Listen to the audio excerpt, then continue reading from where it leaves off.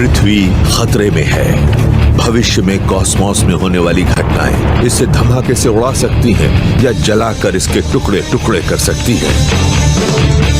ब्रह्मांड बेहिसाब उथल पुथल से भरा है, वहाँ हमेशा बड़े बड़े हादसे होते रहते हैं। एक दिन पृथ्वी पर जीवन नामुमकिन हो जाएगा।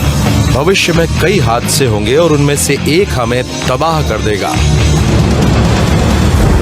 मानव जाति को बचाने के लिए हमें कहीं और अपना घर ढूंढना होगा। अगर हमें जिंदा रहना है तो हमें पृथ्वी छोड़कर जाना ही होगा, ये बात बिल्कुल साफ है। हमें कोई विकल्प चाहिए। हमें इस काम की शुरुआत कर देनी चाहिए। हमें सितारों के बीच तक पहुंचने का जरिया और नए घर तलाशने की जरूरत होगी। हम तभी बच पाएंगे।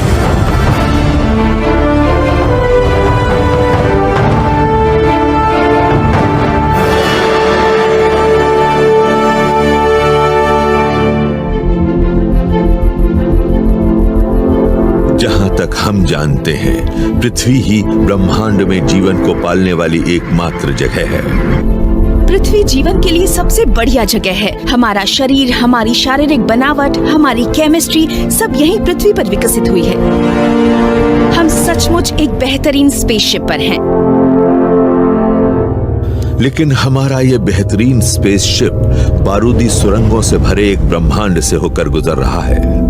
हर करीब 3 करोड़ साल में पृथ्वी के साथ एक प्राकृतिक या कॉस्मिक हादसा इतने जोरदार ढंग से होता है कि लाखों जीव विलुप्त हो जाते हैं। विलोपन से जुड़ी घटनाएं पृथ्वी की अहम प्रजातियों की जान लेती हैं। और फिलहाल ये प्रजाति हम हैं। ये सच है कि विलोपन के मामले में बड़ी और ताकतवर प्रजातियों का ही सफाया होता है, वही मरती हैं। तो अगर पृथ्वी पर ऐसी कोई घटना हुई तो हम इंसान जोखिम में होंगे। हम बड़े और ताकतवर जीवों की श्रेणी में आते हैं। मानव जाति के लिए पूरी दुनिया में होने वाले विलोपन से बचने का एक ही तरीका है कि हम अपने जीन्स एक से ज्यादा ग्रहों तक फैला दें। हमारे सामने कोई विकल्प नहीं है। ये विकास प्रक्रिया जियोलॉजी और फिजिक्स का एक नियम है, वरना हमारा नामो निशान मिट जाएगा। हमें एक ऐसा विशाल स्पेसक्राफ्ट बनाना होगा जो इंटरस्टेलर स्पेस को पार कर सके और फिर दूसरे सितारों के आसपास दूर दराज दुनियाओं में बस्तियां बसा सके। ऐसे में आपको नोआज आर्क जैसी एक नाव की जरूरत होगी, लेकिन यह नाव अंतरिक्ष में चलने लायक होनी चाहिए और साथ ही इसमें पूरी दुनिया की तमाम प्रजातियां भी हों। इस स्पेसक्राफ्ट को बड़ा बनाना होगा, इतना बड़ा कि इसमें नए ग्रहों पर एक स्वस्थ जीन पूल बनाने लायक हजारों लोग बैठ सकें। ये इतना बड़ा होगा कि पृथ्वी पर नहीं बनाया जा सकेगा, इसलिए इसे अंतरिक्ष में बनाना होगा जहां पृथ्वी की ग्रेविटी का दबाव न हो। लेकिन आकाश में ऐसा कोई शिपयार्ड बनाना कोई छोटी मोटी चुनौती नहीं है। नासा इस चुनौती का सामना नई तरह के हेवी लिफ्ट रॉकेटों के जरिए कर रहा है, जिन्हें कहते हैं SLS। मुझे SLS एक ऐसी काबिलियत के तौर पर दिखते हैं जिनके जरिए हम पृथ्वी और चंद्रमा के बीच एक इंडस्ट्रियल बेस बना पाएंगे। इसके बाद जब हम स्पेस में नियमित रूप से काम करने लगेंगे, तभी हम उस क्राफ्ट को असेंबल करेंगे जो हमें दूसरे सितारों तक ले जाएगा। लेस जॉनसन का काम है स्पेस में की जाने वाली खोजबीन के भविष्य की योजना बनाना। आज वो SLS के 1/20 आकार वाले स्केल मॉडल की टेस्ट फायरिंग को देख रहे हैं। 2032 में जब असली रॉकेट छोड़ा जाएगा तो SLS अब तक छोड़ा जाने वाला सबसे ताकतवर रॉकेट होगा। SLS बहुत बड़ा है। ये हर लॉन्च के जरिए हमें बहुत सा सामान ऊपर ले जाने की योग्यता देगा। ये वाकई काफी बड़ा होगा। ऐसे 3 बड़े रॉकेट आज मौजूद 15 या 20 रॉकेटों का मुकाबला कर सकेंगे और उनके जितना ही सामान स्पेस में ले जा पाएंगे। लेस की कल्पना है कि SLS रॉकेट पहले से बनी यूनिटों को पृथ्वी की कक्षा से बाहर ले जाएंगे, जहां स्पेस इंजीनियर उन्हें एक विशाल इंडस्ट्रियल वर्कशॉप में जोड़ देंगे। फिर माइनर सोलर सिस्टम में मौजूद विभिन्न बॉडीज तक जाएंगे ताकि स्पेसक्राफ्ट को बनाने के लिए कच्चे माल को इकट्ठा कर सके। हमारी फैक्ट्रियां चंद्रमा पर होंगी और शायद ये उससे आगे एस्टेरॉयड बेल्ट में मौजूद विशाल चट्टानों पर भी हो। एस्टेरॉयड्स पर पृथ्वी के मुकाबले ग्रेविटी काफी कम होती है। वहां बड़े बड़े हिस्सों को बनाना और आकार लेते शिप पर उन्हें उठाकर रखना ज्यादा आसान होगा। अंदरूनी सोलर सिस्टम हमें आग की विशाल संरचना बनाने के लिए जरूरी तमाम चीजें मुहैया कराएगा, लेकिन एक और दुनिया में बस्ती बसाने के लिए हमें अब तक हमारे बनाए किसी भी प्रोपल्शन सिस्टम से कहीं ज्यादा तेज सिस्टम की जरूरत होगी। स्पेस विशाल है, हमारा सोलर सिस्टम विशाल है। मंगल तक पहुंचने में करीब 1 साल लग जाएगा, लेकिन सितारों के बीच की दूरी तय करने के हिसाब से तो ये अवधि कुछ भी नहीं है। हमारे सूर्य के सबसे नजदीक तारे भी कई प्रकाश वर्ष की दूरी पर हैं। ब्रह्मांड की सबसे तेज रफ्तार चीज प्रकाश को भी वहां पहुंचने में कई साल लग जाते हैं। सूर्य का सबसे करीबी पड़ोसी है 3 तारों का एक समूह जिसे कहते हैं अल्फा सेंटोरी। पारंपरिक ईंधन इस्तेमाल करने वाले किसी स्पेसशिप को वहां तक पहुंचने में हजारों लाखों साल लगेंगे। शिप के वहां पहुंचने से काफी पहले ही क्रू अपनी उम्र पूरी कर चुका होगा, तो फिर किस ईंधन का इस्तेमाल किया जाए? शायद साइंस फिक्शन के पास इस समस्या का हल है, लेकिन ये इतना अच्छा है कि इस पर यकीन करना मुश्किल लगता है। सितारों में दिलचस्पी रखने वाला हर शख्स जानता है कि यह चीज है एंटी मैटर। एंटी मैटर ही किसी इंटरस्टेलर शिप का ईंधन होगा।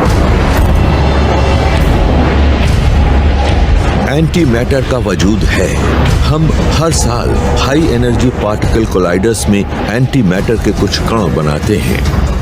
हम अपने आसपास जो मैटर देखते हैं ये उसकी एक छवि है, और इसमें एक ऐसा धमाकेदार गुण होता है जो इसे अब तक का सबसे कारगर रॉकेट ईंधन बनाएगा। एंटी मैटर की एक बहुत शानदार बात है, जब एंटी मैटर और मैटर मिलते हैं तो एक दूसरे को खत्म कर देते हैं, यानी मैटर का वजूद ही खत्म हो जाता है। इनसे बन जाती है शुद्ध ऊर्जा।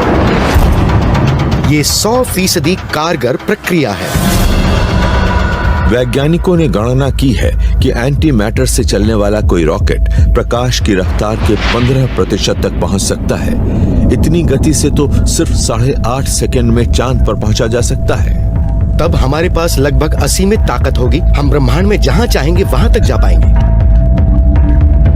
हमारा ये स्पेसक्राफ्ट सिर्फ 28 साल में अल्फा सेंटोरी तक पहुंच सकता है, यानी इंसान अपने जीवन काल में यहाँ पहुंच सकता है। सुनने में यह आइडिया बहुत शानदार लगता है। ढेर सा एंटी मैटर लेते हैं जिसे हम बना सकते हैं और फिर इसे सामान्य मैटर के साथ मिला देते हैं, जिससे हमें बहुत सारी ऊर्जा मिलेगी। लेकिन एंटी मैटर के साथ एक बड़ी समस्या है, और वही इसका फायदा भी है। जब ये मैटर से मिलता है तो ये उसे खत्म करके एनर्जी पैदा करता है। किसी आम फ्यूल टैंक में सिर्फ 450 ग्राम एंटी मैटर भरिए और उससे होने वाला धमाका हिरोशिमा पर गिराए गए 1000 बमों से भी ज्यादा ताकतवर होगा। तो आप इसके साथ क्या करेंगे? आप इसे जेब में रखकर किसी चमत्कार की उम्मीद नहीं करेंगे। अगर ये मैटर से छू जाए तो धमाका हो जाएगा। आप चाहें तो मैग्नेटिक एनर्जी से एक कंटेनमेंट फील्ड बना सकते हैं। ये एक मैग्नेटिक बॉटल है। ये मैटर से नहीं बनी है, ये बनी है मैग्नेटिक फील्ड लाइन से। आप एंटी मैटर को इसमें रख सकते हैं, ये वहीं रहेगा और मैटर के संपर्क में नहीं आएगा। लेकिन एक समस्या है, क्योंकि आपको जितनी मैग्नेटिक एनर्जी चाहिए उसकी मात्रा बहुत बड़ी होती है और आप उसे यूं ही खत्म नहीं कर सकते, क्योंकि अगर आपने ऐसा किया तो एंटी मैटर बाहर गिर जाएगा और एक जबरदस्त धमाका हो जाएगा। एंटी मैटर को संभालना बहुत ही मुश्किल है। हमें ऊर्जा का एक ऐसा भरोसेमंद स्रोत चाहिए जो लगातार बरसों तक हमारे स्टारशिप को चला सके, और चंद चीजें ही ऐसा कर सकती हैं। इनमें शामिल है फ्यूजन पावर, यानी सूर्य की ही ताकत को इस्तेमाल करना। सूर्य के गर्म और सघन कोर में हाइड्रोजन के एटम आपस में टकराते हैं। इनकी एक दूसरे से टक्कर इतनी जबरदस्त होती है कि ये आपस में जुड़कर बहुत अधिक ऊर्जा छोड़ते हैं। ये होता है न्यूक्लियर फ्यूजन। हम अंतरिक्ष की यात्रा में इसे छोटे स्तर पर एक स्पेसक्राफ्ट में डालकर अंतरिक्ष की बहुत दूर तक की खोज करने के लिए पावर सिस्टम के तौर पर, प्रोपल्शन सिस्टम के तौर पर इस्तेमाल करना चाहते हैं। किसी फ्यूजन रॉकेट की रफ्तार एंटी मैटर से चलने वाले रॉकेट के मुकाबले 2/3 होगी।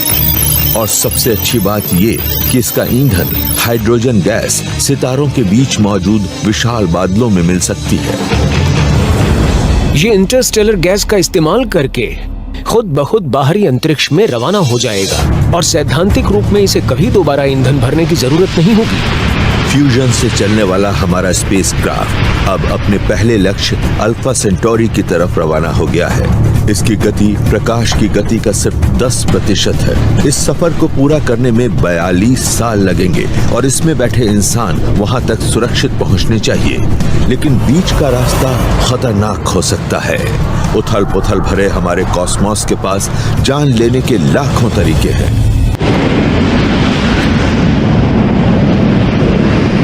एक विशाल स्पेसक्राफ्ट अपने फ्यूजन रॉकेट चालू करता है।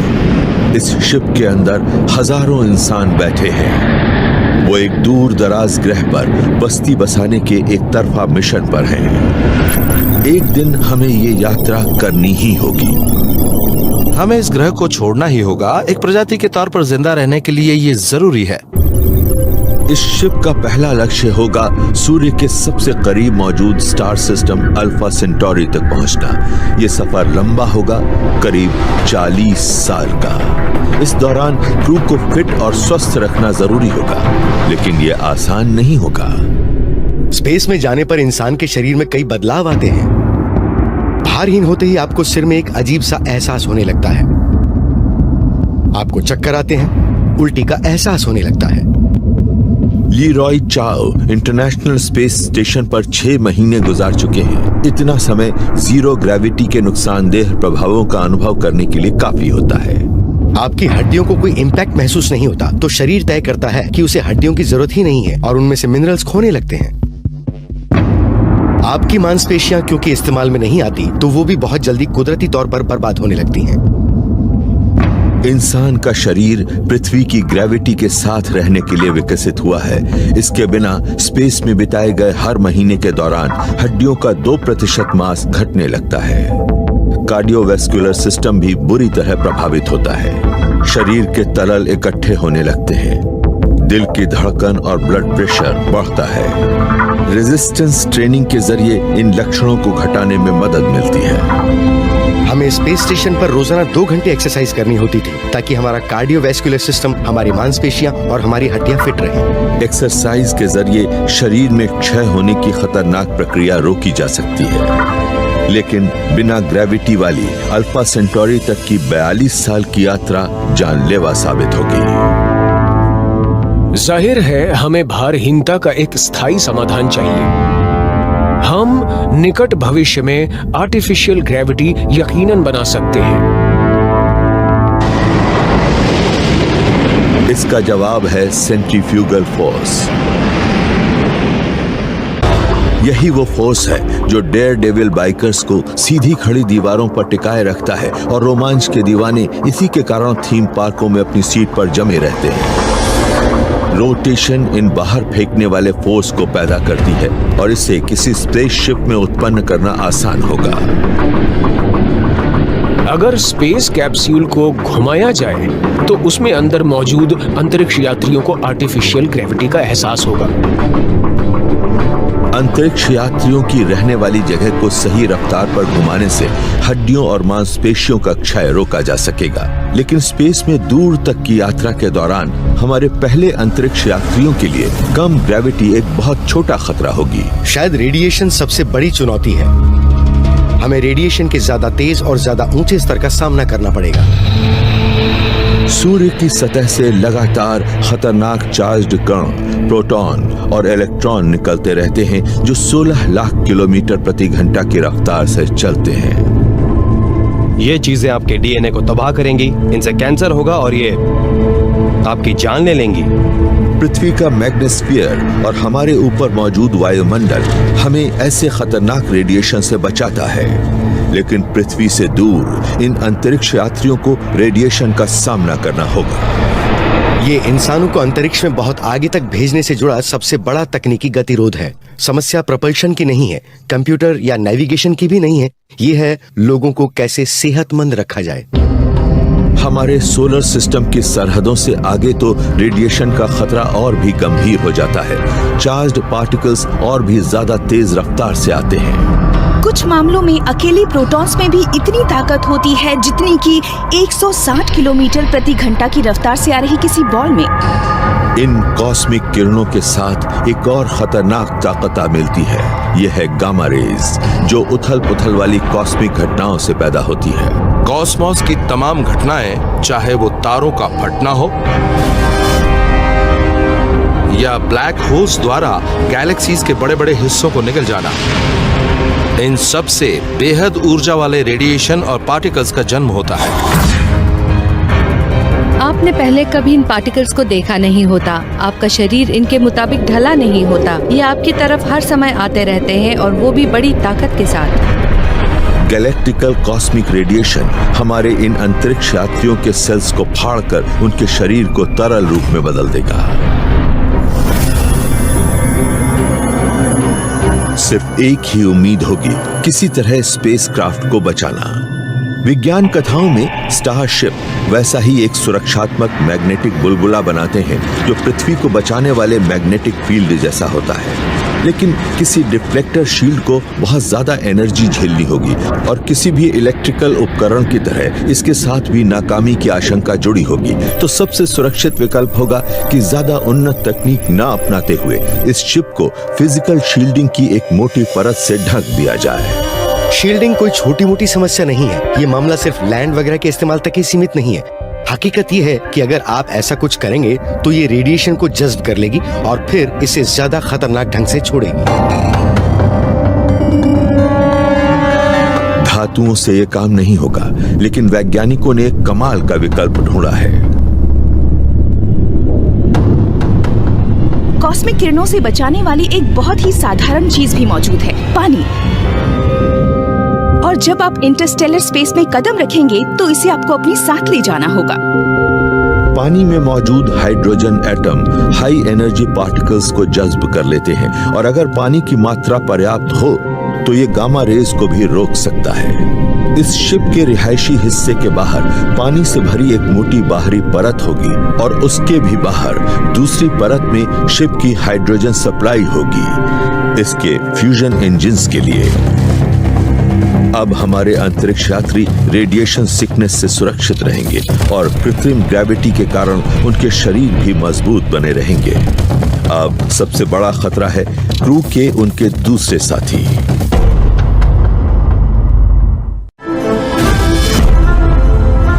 कॉस्मोस में होने वाले किसी बड़े हादसे से एक दिन पृथ्वी पर से हमारा नामो निशान मिट जाएगा।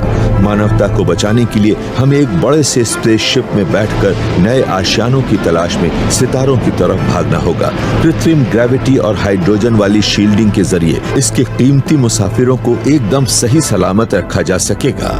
लेकिन उनकी मानसिक सेहत के बारे में क्या कहा जाए? अंतरिक्ष में लोगों के लिए एक बड़ी चुनौती होते हैं खुद लोग। लोगों को टिन के एक बड़े से डिब्बे में रखना, वो भी एक बेहद खतरनाक माहौल में जिसमें ये लोग महीनों या बरसों तक एक दूसरे के साथ रहेंगे, एक बड़ी चुनौती है। साथ ही सफर के दौरान इन्हें जिंदा भी रहना चाहिए। हमें पनडुब्बियों में जाने वाले लोगों की जानकारी है कि उन्हें बहुत ध्यान से टेस्ट किया जाता है। ये पनडुब्बियां अपने मिशन पर यकीनन निकलती हैं, लेकिन ये मिशन कई साल का नहीं होता। हम किसी ऐसे क्रू के जरिए एक नई सभ्यता की शुरुआत नहीं कर सकते जो ब्रह्मांड में हुई बोरियत, आपसी कलह और मानसिक बीमारी से ग्रस्त हो। हाँ, तब बेहतर होगा अगर पूरा क्रू ही दुनिया में लिक्विड नाइट्रोजन में मानव भ्रूण को स्टोर करके रखना सस्पेंडेड एनिमेशन के सबसे करीब कहा जा सकता है। लेकिन क्या हम टेस्ट ट्यूब बेबीज के जरिए इंसानी नस्ल को वाकई बचा पाएंगे? अंतरिक्ष यात्रा के साथ क्योंकि इतनी बड़ी बड़ी मुश्किलें जुड़ी हुई हैं, तो कुछ लोगों ने आइडिया सुझाया हमें बाहरी अंतरिक्ष में इंसानों को भेजने की क्या जरूरत है। क्यों ना हम भ्रूण या स्पर्म और एग सेल भेज दें। सिद्धांत के रूप में हम जमे हुए भ्रूणों को स्पेस में लंबी दूरियों तक भेज सकते हैं। इससे भोजन या पेचीदा लाइफ सपोर्ट सिस्टम्स की जरूरत नहीं रह जाएगी। वो अंतरिक्ष यात्रा और भारहीनता की मुश्किलों को तो झेल पाएंगे, लेकिन उनमें सामाजिक मिलनसारी कहाँ से आएगी? आप किसी बच्चे को किसी जगह अकेला रख दे तो उसे पढ़ना ही नहीं आएगा, वो जिंदा ही नहीं रह पाएगा। हम एक दूसरे पर निर्भर हैं, हम सामाजिक जीव हैं। हमें भ्रूणों को हैच करने और फिर उन्हें इंसान बनना सिखाने के लिए इंटेलिजेंट रोबोट्स को विकसित करना होगा। ये मुमकिन लगता है कि भविष्य में शायद 100 साल बाद हमारे पास रोबोट नैनीज होंगी जो कि हमारे लिए सामाजिक व्यवहार के नियम बनाएंगी। क्या कोई रोबोट वाकई एक बच्चे की परवरिश कर सकता है, या मानवता को बचाने की जल्दबाजी में हम यही भूल जाएंगे कि इंसान होने का मतलब क्या होता है? मानव भ्रूणों को विकसित करना जोखिम भरा हो सकता है, तो क्यों ना हम वयस्कों को उनकी सेहत को प्रभावित किए बिना जमा दें? बेशक ये और भी बड़ी चुनौती है, लेकिन प्रकृति इसका हल लगभग निकाल चुकी है। पृथ्वी पर ऐसे बहुत से जीव हैं जो हालात विपरीत होने पर सस्पेंडेड एनिमेशन या हाइबरनेशन में चले जाते हैं, और कुछ मामलों में वो लंबे समय तक ऐसी ही अवस्था में रह सकते हैं। अलास्का का वुड फ्रॉग पूरी सर्दी बर्फ में जमे रहने के बावजूद जिंदा बच जाता है। शून्य से भी नीचे वाले तापमान पर इसकी पाचन क्रिया धीमी होकर लगभग बंद हो जाती है।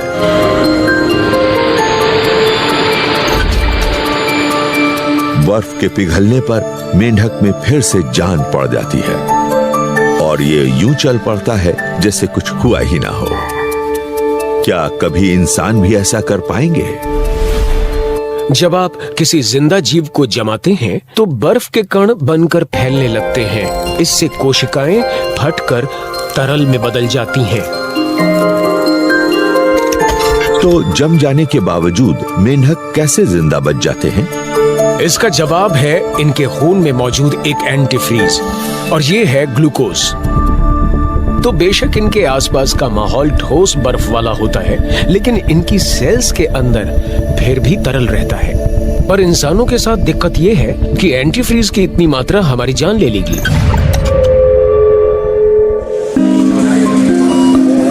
तो इंसानों को डीप फ्रीज करने से बात नहीं बनेगी, लेकिन हाइबरनेट करने के लिए हमें इतने कम तापमान तक जाने की जरूरत शायद ना पड़े। पिट्सबर्ग में डॉक्टरों ने मरीज के शरीर के तापमान को जमाव बिंदु से कुछ ही डिग्री ऊपर रखने के लिए एक बेहद ठंडे सलाइन सॉल्यूशन का इस्तेमाल करने की अनोखी तकनीक विकसित की है। इस तापमान पर सेल्यूलर एक्टिविटी रुक जाती है। वुड फ्रॉग मेंढकों की ही तरह मरीज भी सस्पेंडेड एनिमेशन में पहुंच जाते हैं। ऑपरेशन थिएटर में हम लोगों के शरीर को ठंडा करके उन्हें कुछ समय के लिए आर्टिफिशियल कोमा में रख सकते हैं। ये बात सुनने में ठीक लगती है और इसे जरूर आजमाया जाना चाहिए। चाहे भ्रूणों को जमा दिया जाए या वयस्कों को ठंड के जरिए गहरी नींद में पहुंचा दिया जाए, सस्पेंडेड एनिमेशन हमारे कीमती इंसानों को अल्फा सेंटोरी तक की लंबी यात्रा के दौरान जिंदा रखने का शायद सबसे अच्छा तरीका हो सकता है। लेकिन अगर वहां पहुंचने पर रहने लायक माहौल ही ना हो तो क्या होगा? इंसानी वॉलंटियर्स से भरा एक स्पेसशिप 3 तारों के समूह अल्फा सेंटोरी पहुंच जाता है। क्रू उम्मीद कर रहा है कि यहां इंसान के लिए खोजी जा रही नई दुनियाओं में से एक शायद मिल जाए, लेकिन इनमें से कौन से सितारे सही ग्रह साबित होंगे? हम एक ऐसा आशियाना ढूंढना चाहते हैं जो काफी कुछ पृथ्वी से मिलता जुलता हो, क्योंकि हम इस ग्रह के हिसाब से ढल चुके हैं। हम यहाँ की ग्रेविटी के आदी हो चुके हैं, यहाँ के वायुमंडल और इसके रेडिएशन के मुताबिक ढल गए हैं। स्पेसक्राफ्ट के डिस्प्ले पर ढेर से सितारे दिखने लगे हैं और जल्दी ही ग्रहों की बाहरी सरहदें भी नजर आएंगी। इन तीनों में सबसे चमकदार का नाम है अल्फा सेंटोरी ए। इसका आकार थोड़ा बड़ा है और हमारे सूर्य के मुकाबले ये थोड़ा ज्यादा चमकदार है। ये स्पेस में अपने इर्द गिर्द ज्यादा गर्मी छोड़ता रहता है। इसका छोटा और ज्यादा ठंडा पड़ोसी अल्फा सेंटोरी बी इतना करीब है कि ग्रेविटी इन दोनों तारों को एक चौड़ी, धीमी और बाइनरी ऑर्बिट में खींच लेती है, जो हर 80 साल में एक चक्कर पूरा करते हैं। हमारे पहले मुसाफिरों के लिए यह खबर अच्छी नहीं है।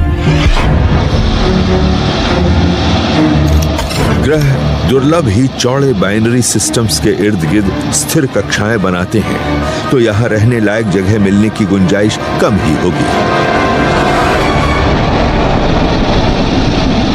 लेकिन इन तीनों में से तीसरा तारा उम्मीद बंधाता है। प्रॉक्सिमा सेंटोरी एक रेड ड्वार्फ या एम ड्वार्फ स्टार है। ये इतना छोटा और कम रोशनी वाला है कि सिर्फ आंखों से पृथ्वी से दिखाई नहीं देता, लेकिन पूरी मिल्की वे गैलेक्सी में एस्ट्रोनॉमर्स ने इस तरह के सितारे के इर्द गिर्द पृथ्वी जैसे ग्रह खोज लिए हैं। हमें ये पता चला है कि रेड ड्वार्फ कई मायनों में एकदम सही जगह है। वहाँ शायद बहुत सारे पृथ्वी के आकार वाले ग्रह मौजूद हैं। एस्ट्रोनॉमर्स को पहले ही प्रॉक्सिमा सेंटोरी के आसपास पृथ्वी के आकार का एक ग्रह मिल चुका है। ये तारे के इतना नजदीक चक्कर लगाता है कि इस पर इंसानी जीवन नहीं पनप सकता, लेकिन इसके किसी संबंधी ग्रह पर ऐसा हो सकता है। अगर हम रात में आसमान पर नजर डालें और सबसे नजदीकी एम ड्वार्फ तारे, यूं कहिए कि प्रॉक्सिमा सेंटोरी को देखें, तो मुझे उम्मीद है कि हमें बहुत ही कॉम्पैक्ट ऑर्बिट्स में 3 से 6 बहुत छोटे ग्रहों का एक सिस्टम नजर आएगा और उनका ऑर्बिटल पीरियड कुछ ही दिन का होगा।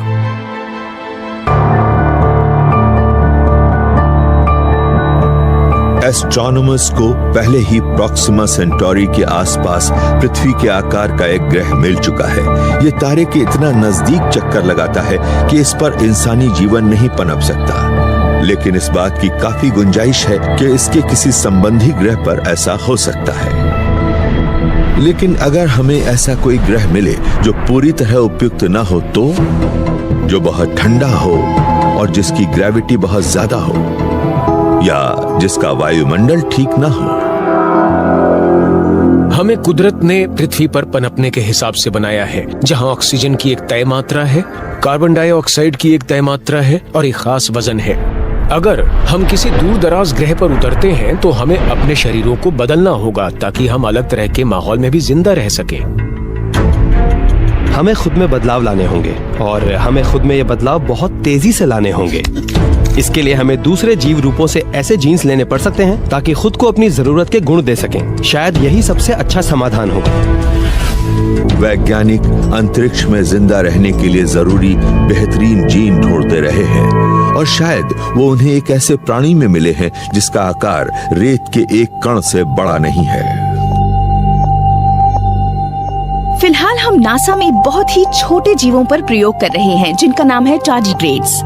टार्डिग्रेड्स सख्त जान जीव है। ये बेहद ठंडे तापमान से लेकर उबाल बिंदु तक के तापमान में या 10 साल से ज्यादा वक्त तक खुराक या पानी के बिना जी सकते हैं। सबसे अहम बात ये कि रेडिएशन से अपने डीएनए के क्षतिग्रस्त होने पर ये खुद ही खुद की मरम्मत कर सकते हैं। ये छोटा सा जीव हाथियों के किसी झुंड को मारने जितनी रेडिएशन से भी ज्यादा रेडिएशन झेल सकता है। न जाने कैसे इनका डीएनए खुद की मरम्मत करना जानता है। ठीक ऐसा ही करने के लिए हम इंसान के डीएनए को बदलने की कोशिश कर रहे हैं।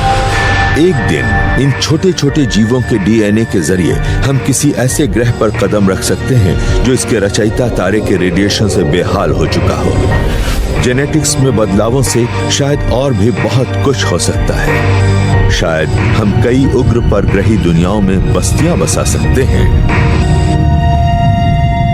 अगर किसी ग्रह की ग्रेविटेशनल फील्ड ज्यादा बड़ी होगी तो शायद हमें अपनी हड्डियों की, अपनी मांसपेशियों की ताकत को बढ़ाना पड़े ताकि हम जब भी किसी बड़े ग्रह की सतह पर चलें तो दब के कुचले ना जाएं।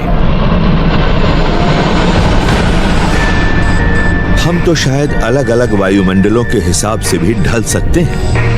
अगर हम किसी ऐसे ग्रह पर पहुंच जाएं जहां ऑक्सीजन का स्तर अलग हो, कार्बन डाइऑक्साइड का स्तर अलग हो, तो शायद हमें अपने मेटाबॉलिज्म की दर भी बदलनी पड़े। अब हम अपनी एवोल्यूशन प्रक्रिया को नियंत्रित करना शुरू कर चुके हैं। हम जीन थेरेपी डिजाइन कर रहे हैं। हम अपनी शारीरिक बनावट को बदलने के तरीके खोज रहे हैं। अपने भाग्य को अपने नियंत्रण में लेकर खुद को सितारों तक ले जाने का हमारे पास एक कमाल का मौका है। भविष्य के एस्ट्रोनॉट कैसे दिखेंगे कौन जाने, लेकिन मुझे लगता है कि ये आप जैसे या मेरे जैसे नहीं लगेंगे। लेकिन एक कहीं बड़ी योजना का ये तो सिर्फ पहला चरण है। हमें मिल्की वे में और आगे तक ज्यादा तेजी से सफर करके और ज्यादा दुनियाओं को खोजना होगा।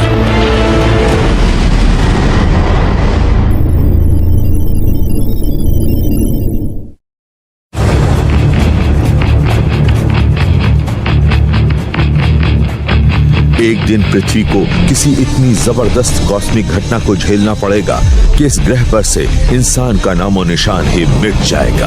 अगर हमें भविष्य में भी अपना वजूद लंबे समय तक बचाए रखना है तो हम इंसानों को पृथ्वी को छोड़ना ही होगा।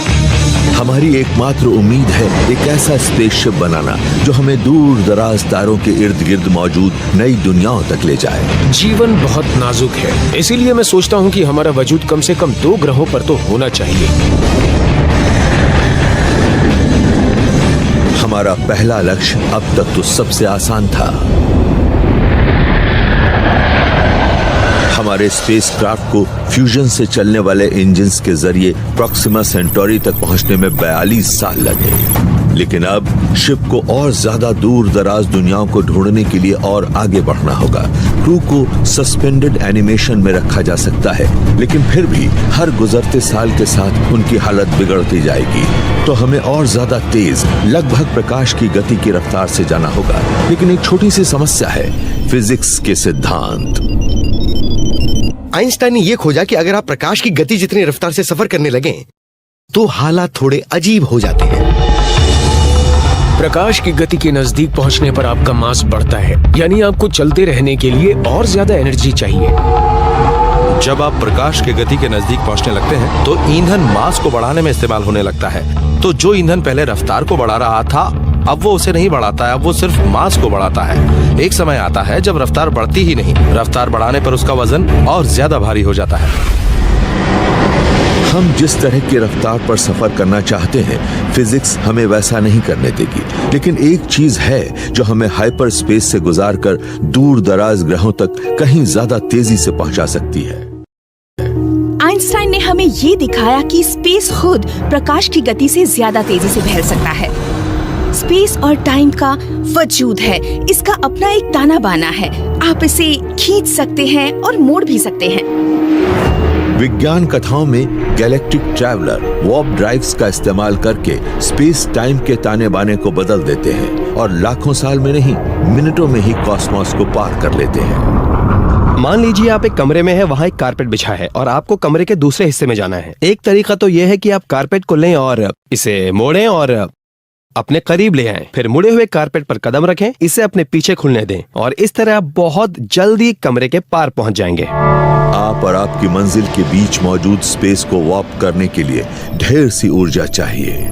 इतनी ऊर्जा पैदा करने के बारे में तो हम सोच भी नहीं सकते, लेकिन आधुनिक फिजिक्स कहती है कि वार्प ड्राइव मुमकिन है, बशर्ते आप शिप के इर्द गिर्द के स्पेस को ही वार्प करें। तो हम जानते हैं कि स्पेस फैलता है और स्पेस सिकुड़ भी सकता है। तो अगर आप किसी शिप में हैं और अपने सामने वाले स्पेस को सिकोड़ देते हैं और अपने पीछे वाले स्पेस को फैला देते हैं तो आप एक वार्प बबल बना सकते हैं और ऐसे आप अपनी रफ्तार प्रकाश की गति से 10 गुना तक बढ़ा सकते हैं।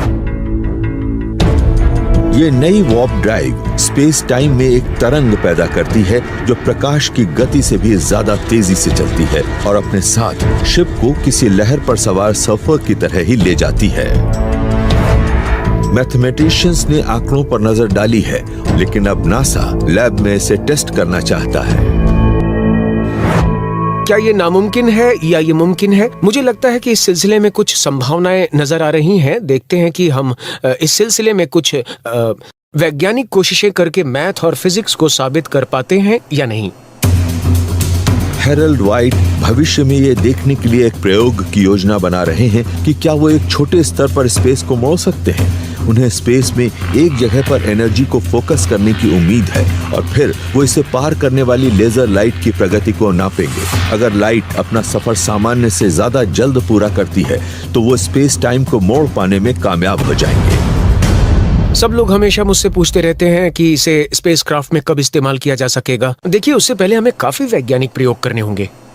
हमने इस तरफ ध्यान देना अभी शुरू ही किया है। हमें नहीं पता कि ये कोशिश कामयाब होगी कि नहीं, हमें ये पता लगाना होगा। कामयाब हुई तो बढ़िया, और अगर नहीं हुई तो सोचेंगे कि हमने गणित, विज्ञान और ब्रह्मांड के कामकाज के तरीकों के बारे में कुछ सीख लिया है।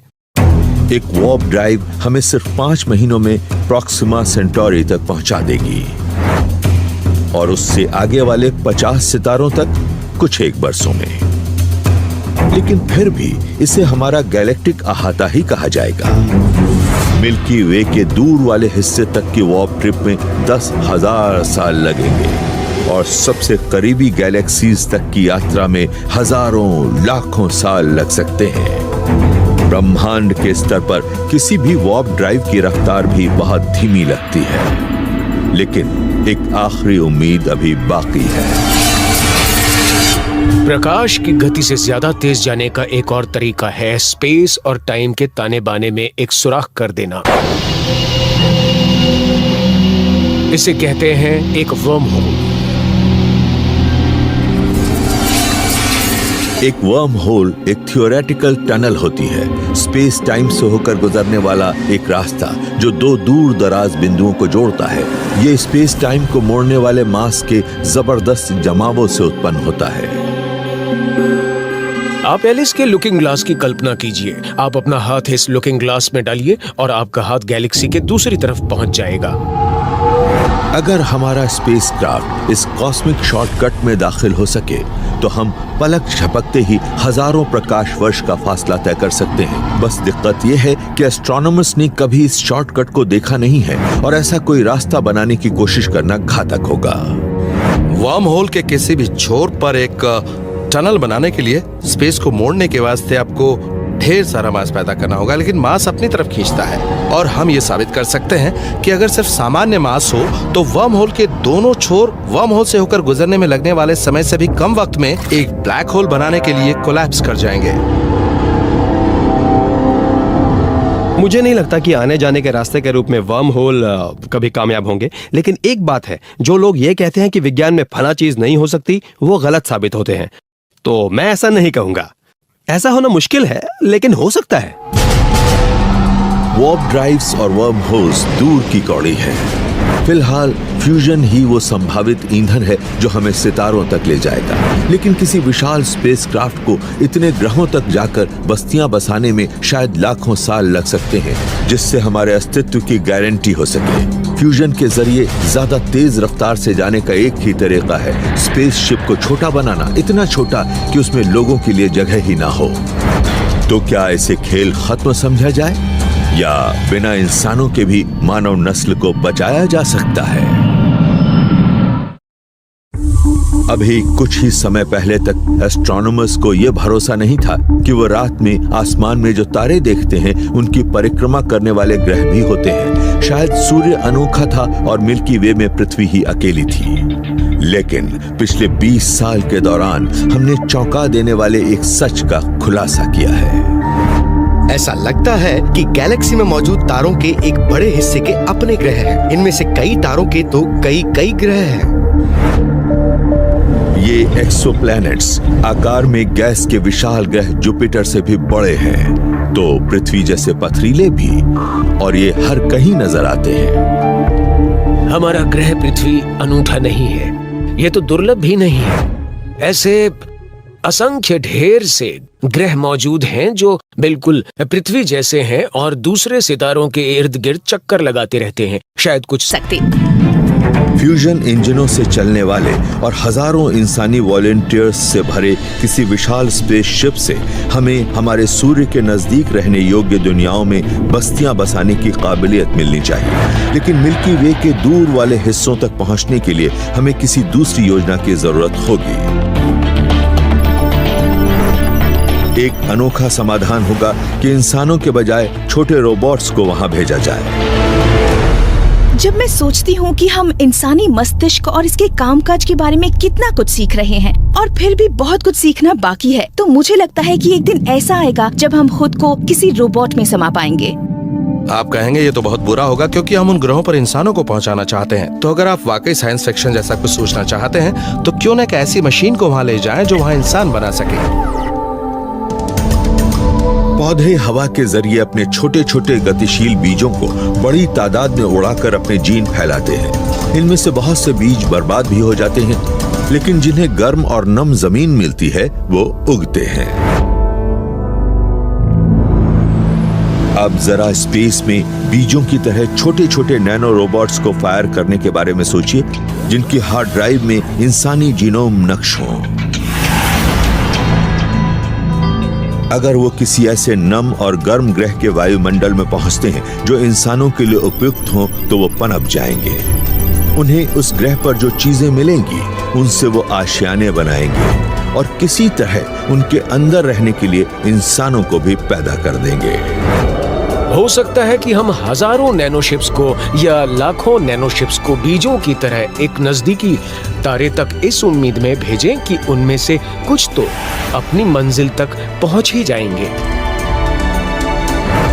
शून्य से मानव बनाने की टेक्नोलॉजी अभी सचमुच बहुत दूर है, लेकिन इससे पेचीदा और दार्शनिक सवाल पैदा होते हैं। हम सिर्फ इंसानों को क्यों बचाएं? पृथ्वी पर तो 80,70,000 अन्य प्रजातियां भी मौजूद हैं, उन्हें क्यों नहीं बचाना चाहिए? अगर हम पृथ्वी पर मौजूद सभी जीवों को नहीं भेज सकते तो दूर दराज दुनियाओं तक क्यों न सिर्फ बैक्टीरिया को भेजकर बाकी काम विकास प्रक्रिया को करने दिया जाए? बहुत दूर तक का